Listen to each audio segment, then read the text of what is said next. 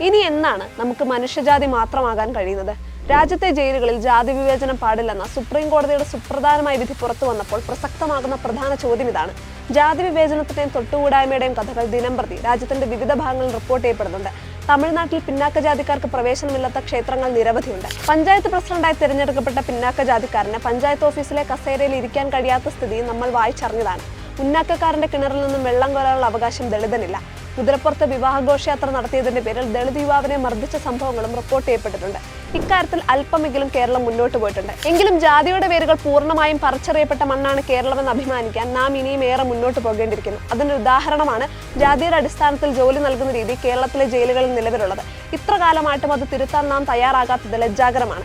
ഗോത്ര വനിതയെ രാഷ്ട്രപതിയെ തെരഞ്ഞെടുത്തതിലൂടെ രാഷ്ട്രം മഹത്തരമായൊരു സന്ദേശമാണ് ജനതകൾക്ക് നൽകുന്നത്. അത് ഹൃദയത്തിൽ അടയാളപ്പെടുത്താൻ ഓരോരുത്തർക്കും കഴിയട്ടെ.